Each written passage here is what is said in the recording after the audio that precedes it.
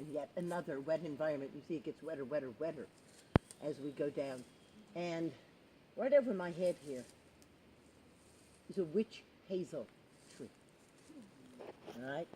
You have your hand on that witch hazel tree. Now, witch hazel was one of my earliest role models in the Little Lulu comic books.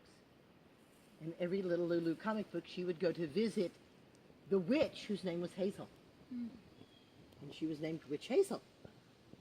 So when I learned that there was an actual substance called witch hazel and that you could use it to put on your face to make your face feel good, I was ready for it. As a matter of fact, the people who made the witch hazel that I used when I went off to college, I wrote to my mom, I said, send more witch hazel, I'm almost out of pretty. And she sent that to them and they used it in their advertising campaign. Because they were so thrilled with that idea.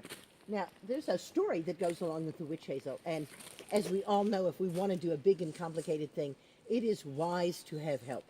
And it's a good idea to organize and order that help. So if we think about all of the plants being created in a 24-hour period, we're certainly going to need some help.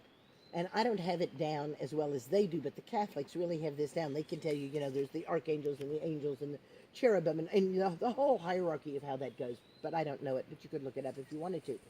Anyhow, we're going to focus in on the angel who's in charge of trees. There's certainly an angel in charge of trees and woody plants and shrubs and herbaceous plants and so on. But this angel that we're looking in on is in charge of trees. And this angel also needs help. And so he has cherubim, or she has cherubim, because, of course, angels don't have any sex at all, right? As somebody said, I don't think I want to go to heaven. No sex, no fun. So our angel says to the cherubim, all right, you are assigned witch hazel. And at the end of the day, you have to come back here and show me the parts of the witch hazel. I need to see the leaf, and I need to see the flower, and I need to see the fruit.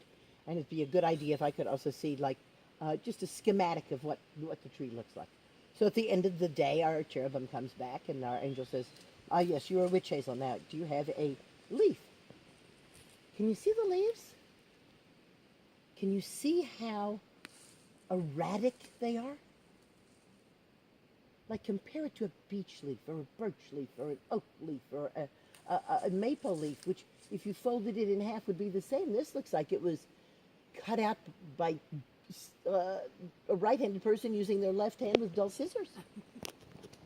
Very, very erratic. And not only that, do you see that when it comes to the stalk, it doesn't meet?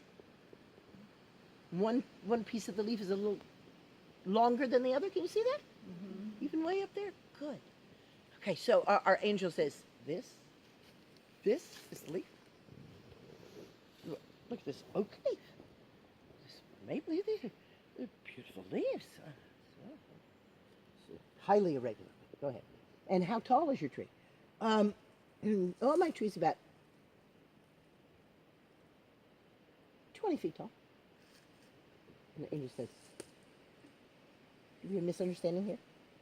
Trees are very tall. Not 20 feet tall, but 100 feet tall. And how do you...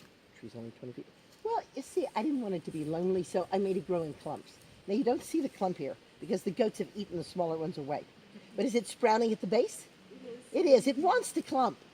You usually find clumps of witch hazel.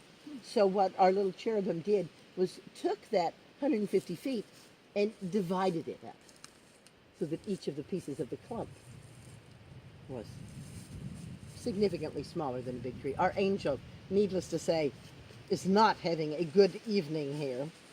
All right. Your leaf is quite irregular. I'm not happy with that. The size of the tree hardly even counts as a tree. But let's go on. Does your tree flower? Of course my tree flowers.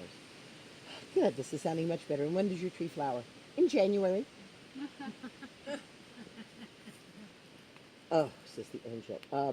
Well, perhaps there's something that you as a cherubim and I as an angel don't quite get, but those flowers and plants, they're actually about sex.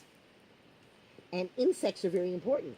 And so your tree flowering in January, well, if you need to be insects, it's okay. I have a friend in insect, and I got my friend in insect to make sure there was an insect that hatched in January to pollinate my fruit.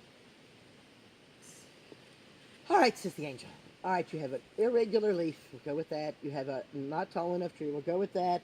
It flowers in January. I guess we'll have to go with that. I'm afraid to ask you, does it make any fruit? Well, of course, the German. It makes a wonderful nut. It takes 2 full years to ripen, and it ripens in February with a loud kabang and goes shooting off away from the tree. So this is sometimes called snapping hazel. And if you're in the woods in the wintertime and you hear what sounds like gunshots, it's the witch hazel.